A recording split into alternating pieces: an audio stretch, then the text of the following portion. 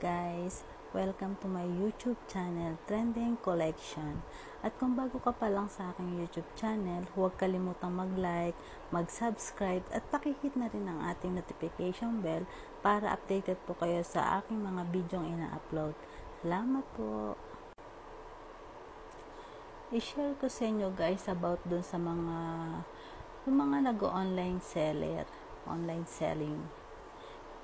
Kasi kanina nag-scroll ako. So, meron akong nagustuhang bilhin. Umorder ako. Yun yung kasi, ang ganda kasi ng mga bedsheet niya, yung kulay.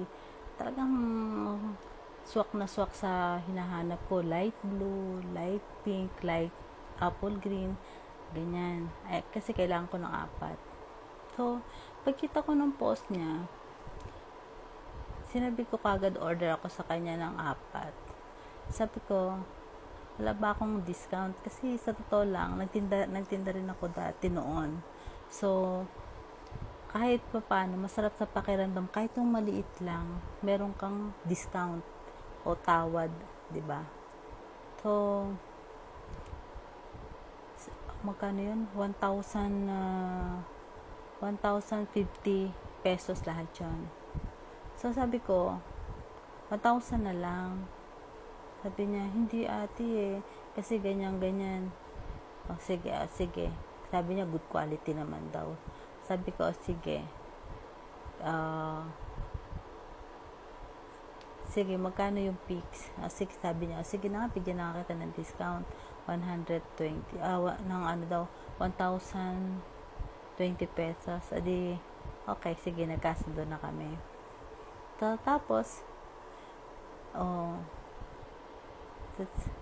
Tapos sabi niya, ganito yung quality niyan, maganda, cotton, sige ka ako. Tapos, pag deliver nila, may charge daw na 50 pesos. Sabi ko, ay, useless naman pala yung paghingi ko sa'yo ng discount. Kasi ako rin pala magbabayad nung delivery. Sabi ko, hatid mo na lang sa amin yan. Kasi inuupa pa yata. So, sige na nga. So, sabi ko, sige, salubong tayo. Ganyan. Kasi, parang useless din yung binigay niyang discount. Sige, bayaran ko na rin niya sa 1,050. Parang bumalik din sa una. So, ayan. Kasundo na kami sa presyo. Ito na, sabi niya, akin na yung address mo, yung contact person, yung contact number. So, binigay ko naman lahat. From mula sa hiningi niyang address, contact person, contact number, binigay ko lahat. Tapos, sabi niya, anong address? Ganyan, sabi ko, eksaktong address. Yung kasing address namin, wala kasi yung number ng mga bahay. Talagang yun lang lugar, saka yung barangay, yung kalye, ganyan. Sabi ko, pag andutong ka na sa lugar namin, pumasok ka dyan sa kalye na yan, tapos yung binigay mo, yung kinuha mong contact number, tawagan mo. Sabi niya, kasi ko marami sa dinideliver namin, wala yung contact na, wala yung tao, hindi namin makontak. Sabi ko, sige, pag hindi mo makontak, PM mo ko, i-guide kita. Sabi ko, kasi ngayon kasi yung iba kasing bayaran, GCash na, through GCash. So, ako kasi, sabi ko, sige, may GCash ka ba? Para through GCash na lang ang payment ko. Sabi niya sa akin, opo, meron GCash. Pero mag-additional ka na lang ng 10 pesos, sabi niya sa akin. Sabi ko, ay, wow. Sabi ko, ganun. Sabi ko, i-GCash ko na nga, tapos maghihingi ka pa ng additional 10 pesos. Sabi ko, sige, ika-cash ko na lang pag deliver mo sa amin. Sabi ganyan. Kasi ganito ma'am, ganyan. Sabi ko, ako nga rin yung pagka-cash in ko meron din yung kinakaltas na sa akin para pang payment ko kung saan. Sabi ko ganun, sa lublo ko. Ang gulang naman ako ng seller na to. Sige. Ganyan, sabi ko, kasundo kami. Pag deliver ng items, ika-cash ko na lang sa bahay. Tapos ito na naman. humihingi na naman siya ng address, contact person, at saka yung contact number. Sabi ko sa kanya, naibigay ko na lahat ng informative na hiningi mo. Ayan kako, dyan, mag-backread ka. Tapos ganyan. Pasensya na, sabi niya. Pasensya na kasi ma'am, kasi ang dami sa amin ng bubudol, ganyan. Sabi ko, hindi nag-reply ko naman, naiinis na kasi ako, sabi ko, hindi ko problema yun, kung nabubudol ka. Sabi ko, basta kako yan, deliver mo na lang ng Sabado, kasi yung anak ko kasi may pasok sa school, so, sigurado yung Sabado at Linggo na doon sa bahay. Sabi ko, sige, para kako hindi ka na tatakbuhan ka. Sabado ba na i-deliver, tapos, pag nandun ka na sa address na binigay ko sa iyo, tawagan mo yung sa telephone number yung binigay ko sa iyo.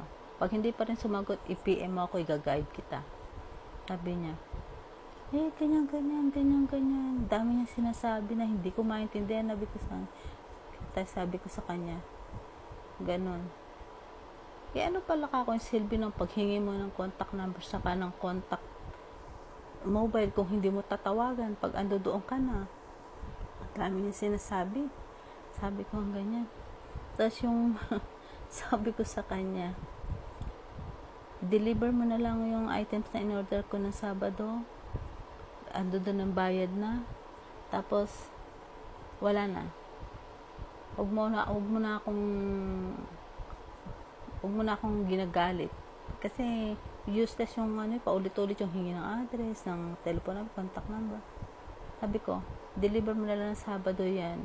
At ako'y nagagalit na. Ang kulit mo. Alam mo, pag sabi ko naman gano'n, ang haba ng chat niya, sasabihin niya sa akin ay ma'am, sa iba ka na lang po umorder.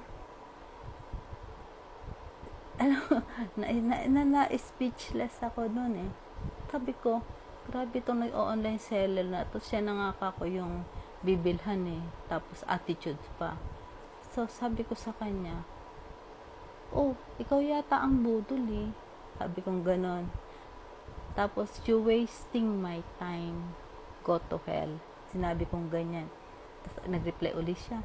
Kasi mama, dami kasi nabubudol sa amin, ganyan. Hindi ko na ni-replyan. Nonsense.